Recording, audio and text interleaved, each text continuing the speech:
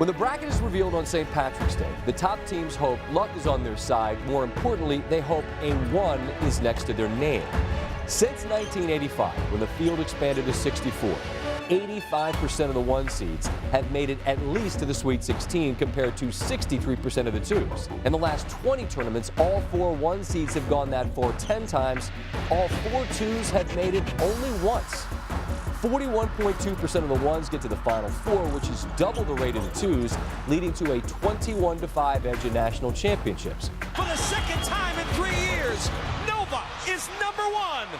But oddly enough, 1 seeds aren't necessarily better than 2 seeds because when they've gone head-to-head, which they've done 46 times in the Elite 8, which is the earliest they can meet, they've each won exactly half those games, with 1 seeds averaging a 1-point win. Leitner catches, comes down, dribbles, shoots, scores! So while 1s and 2s are evenly matched on the floor, the numbers would suggest that the 1 seed's path is much easier. Of course, as we know, nothing comes easy in March. A 16 has beaten a 1. The madness has hit its peak.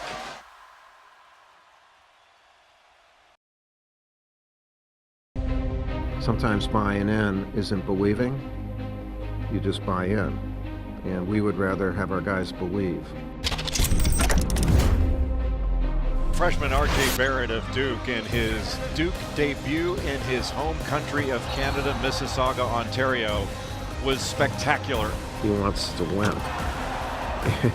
He throws himself into winning, which is a pretty cool thing. I think we're looking in Zion Williamson at one of the truly great players we're going to see in college basketball. For a teenager, I've never seen anything like him.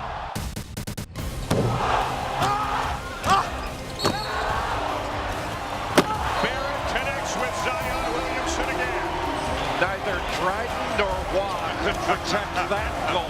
Those two are going to be lethal. Get used to seeing Zion Williamson on SportsCenter. He is going to be a fixture. If you're around a lot of talent, you end up using your talent to a higher level. I think our guys, they want to do that.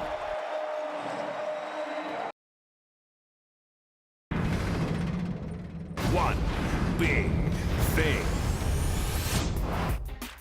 Specific details continue to leak out about the FBI's investigation into college basketball. None are shocking to anyone who's understood what's gone on for a long, long time in the sport. Still, they create quite a bit of confusion in advance of the NCAA tournament about who will be eligible to play and whether ultimately the NCAA will tell us we didn't see what we saw by vacating games or even a title. In the meantime, the sport needed some moments to remind us what's ultimately good about the sport. Them. The kids are. Because the Big Ten moved its tournament up to this week in New York City, senior days came a bit early. A bunch took place over the weekend. 3 different young men I want to mention. Jayshawn Tate at Ohio State, who's been through a ton at his young age, including the loss of his mom when he was only 8.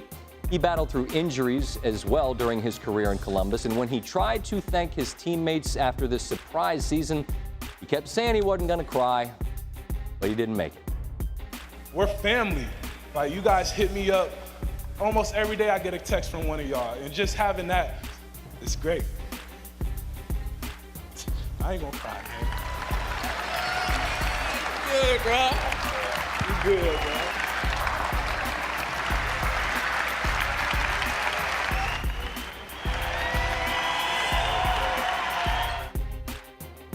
Purdue has an exceptional class of 4 seniors who have helped author one of the Boilers' most memorable seasons in forever. Isaac Haas is one of the biggest, in fact, one of the biggest men in the sport, who showed how big his heart is when he tried to thank the fans for their support of his family and his sister, who has epilepsy.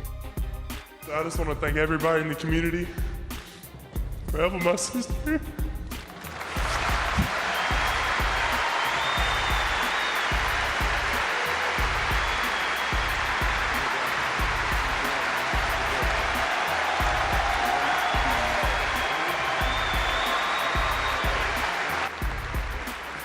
You have no idea how much that means to our family. You have no idea. Thank you so much. I cried every time I watched that today. And if you're still not moved, we close with Jordan Bohannon at Iowa. He's the last of the 4 Bohannon brothers, all of whom played big-time D1 basketball. His father was the Hawkeyes quarterback back in the early 80s, helped him get to a Rose Bowl, but his son honored a different Hawkeye legend Sunday in Iowa City. They led by 8 in the late going against Northwestern when Bohannon stepped to the line having made 34 consecutive free throws. He had a decision to make. Do I make it or miss it on purpose? Well, why would he do that? Well, because making it would mean that he would erase Chris Street from the Iowa record books. If you're old enough, you undoubtedly remember Street, who played for Dr. Tom Davis in the early 90s. The Iowa-born kid with the buzz cut was an excellent player who died during his junior season in an auto accident. His coach called him one of the greatest Hawkeyes of all time. Nobody has worn number 40 for Iowa again in his honor. Bohannon wasn't born when Street died, but Street's memory is alive and well in the sophomore point guard, which is why he decided to do this. Obviously, that's not my record to have, and obviously that record deserves to stay in his name.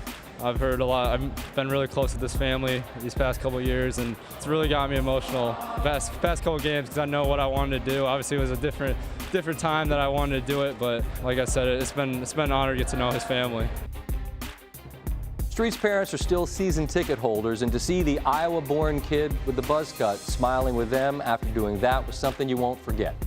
The young men who stick around for 4 years might not be the ones who become stars at the next level, but they are more than capable of providing moments that remind us why we love the sport.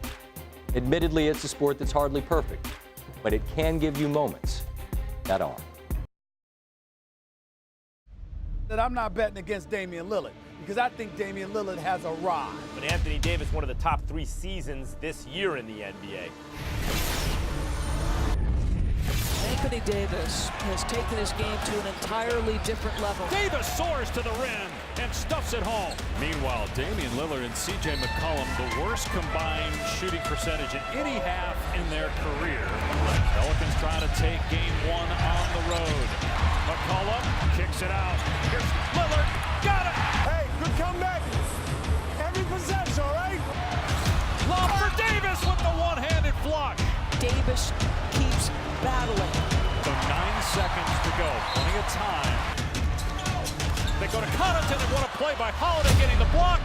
The Pelicans get one in Rip City, 97-95. Their first postseason win in 7 years. It's the 1985 NCAA championship between the Wildcats of Villanova and the Hoyas of Georgetown. Everybody's looking at poor Villanova. You know, they're the underdogs. Underdogs are not here at the last 2 games. This would be one of the greatest upsets in the history of championship games of the NCAA tournament. The clock goes off, and that is it. Cinderella wears the glass slipper. When it debuted in 2011, the first 4 gave the talking heads a talking point. There was a reason why none of us brought up UAB and VCU as having a chance to get in. It's because they had no chance to get in.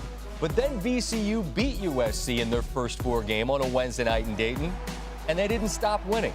5 wins later, they were in Houston. One of the last teams to get selected into the NCAA tournament. VCU is going to the Final Four. And while no team since 2011 has gone from Dayton to the Final Four, these teams whose bubbles refused to pop on Sunday have often advanced further than you'd expect. In 2013, LaSalle was a 13 seed. They saw their bubble float all the way into the Sweet 16. And LaSalle has prevailed. They have won it. The next season, Tennessee snuck past Iowa in overtime in the first 4, but they got a sweet draw and made it all the way into the second weekend. Hall of Fame coaches have been involved as well. Last year, it was Jim Boeheim, who used Dayton as a springboard to the second round, where he beat Tom Izzo, before ultimately falling to Mike Krzyzewski. The most important thing to know about these first 4 teams is that every March since 2011, one of the last 4 in has won its first game after winning in Dayton, which spells big trouble for either Buffalo or, oh,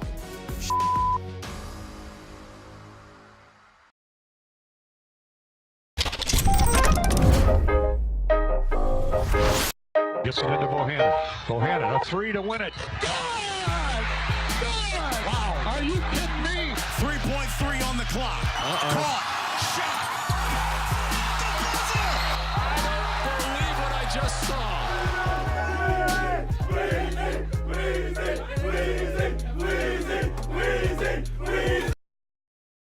4-14. That record belongs to the Golden State Warriors, a team that is currently just a half game behind the Rockets for the best record in the league. But the Warriors are also a team that has played into June for 3 straight seasons, winning 2 championships. Their head coach, Steve Kerr, doesn't want his team to fall victim to what the 1998 Bulls did when Kerr was a player on that squad.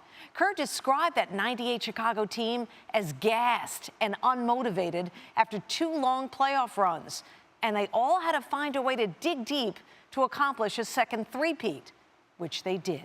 Let's look back on the best of the Warriors' first 58 games of the season, shall we? All right. Here we go. Yeah, they raised the banner, second time in 3 years. That was a nice moment. Opening night back in October, Kevin Durant's jumper at the buzzer. Perfect ending, right? Only to have the shot waved off moments later. That split second, the difference between Houston and Golden State for the league's best record. Absolutely remarkable. The bad luck continued for the Warriors in December. After erasing a 21-point deficit against the Pelicans, Steph Curry, ankle injury in the game's final moments. The 2-time MVP leaves the arena on crutches. The defending champs continue to get everyone's best shot early. Frustration an early theme, though, leaving Steve Kerr to respond with this. The game has to matter enough for us to win. Teams are coming after us every single night, and we know that. This has to do with a complete lack of focus, fundamentals. Again, it just has to matter enough, and right now it just doesn't. All right, so the Warriors kind of respond to Kerr's message. You hear their Christmas Day. Kevin Durant, oh, they get to play the Cavaliers. I forgot. That's how I know it's Christmas. That's right. Kevin Durant strips LeBron James in the closing minutes. That secured the win over the Cavaliers. Less than a month later, then Curry was the first to greet Durant in the locker room after making history, scoring 20,000 career points. Here is Durant, shakes Harrell, hits again, 20,000 for his career. Hey, congratulations, big fella. I got the first video of the second youngest man with 20,000 points. Congrats, big fella. It's too much time in the training room, but it wasn't until Curry returned at the MVP that the Warriors kind of got the swagger back in their game. Coming off the injury, obviously, got fresh legs. Open 3 for Curry, got it! Curry! That was a high-scoring first half. Is that a product of having Steph back? What do you think? Yes, 100%. When I'm out there playing, every shot you take, you feel like it's going in.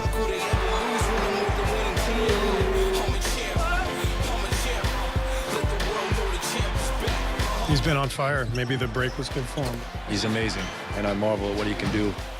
Well, usually when you win a championship, everybody want to beat you, so we've won 2 in 3 years. So we get beat, we hold that title. I think we got enough inspiration, motivation to get back there because of how good it feels, and whoever we got to play, we got to play. Despite Golden State's obvious success, 3 straight final runs has taken a toll on the team. Early season frustration never quite went away. The Warriors lead the league in ejections, ranked number 2 in player technicals. Even Coach Kerr acknowledged how badly his team needed the All-Star break. I have not reached them for the last month. They're tired of my voice. I'm tired of my voice. You know, it's been a long haul these last few years. And with the Warriors exhausted heading into the break, Kerr handed the play-calling duties over to his vets for a game against the Suns back on February 12th. A mental break, perhaps, in a season more challenging than most in recent memory. They'll get back at it against the Clippers Thursday.